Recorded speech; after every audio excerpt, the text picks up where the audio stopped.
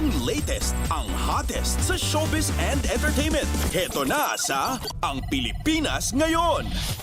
Magandang araw! Nagbabalik ang paboritong segmento ng mga chismoso at chismosa, ang segmentong Balitang Artista. Narito muli ang inyong chika Dora Steph Vicente upang ihatid ang mga pinakamaiinit na showbiz balita para sa araw na ito. Hindi ko na patatagalin pa ang ating introduction at simulan na natin ang ratsyada ng mga chika.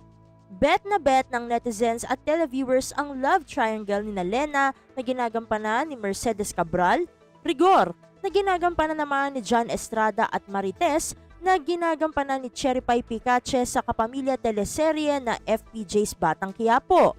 Sabi nga ni Madam Cherry Pie, quote and unquote, medyo nagtrend talaga yung Lena Rigor Marites. So, nagtrend talaga. So, halos lahat ng laman, sorry, TikTok nga, I mean, ng social media. So, medyo yun ang gustong content ng tao. So, sinakyan namin. Ibang samahan nila, di ba? Tumango naman si Cherry Pie, quote and unquote, ay oo, kaming tatlo naglolokohan plus with Roda, now with Frenny. Parang kapatid lang niya si John, di ba? Ibig sabihin, walang bahid ng romance. Sabi pa ni Cherry Pie, quote and unquote, noon pa.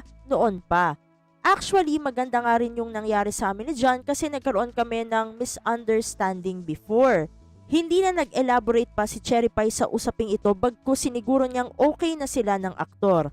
Sabi ni Cherry Pie, quote and unquote, dito sa Batang Quiapo, you know, we really got to know each other. Ayun, si John, mabait na lalaki yun.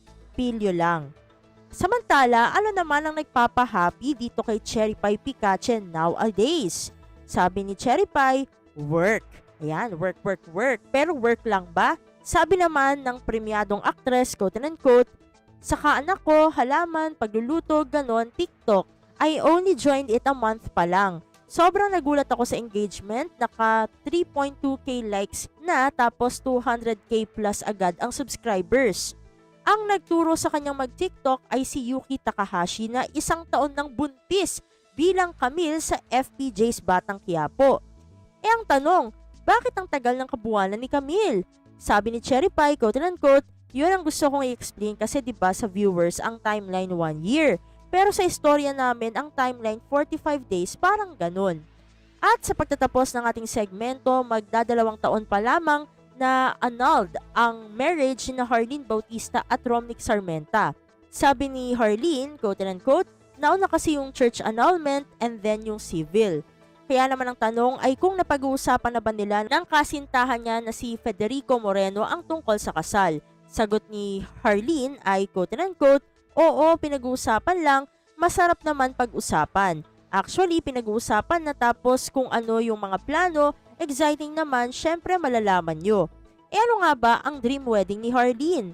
Quote and unquote, ang dream wedding ko matuloy, dream kong matuloy ang wedding. Nga naman.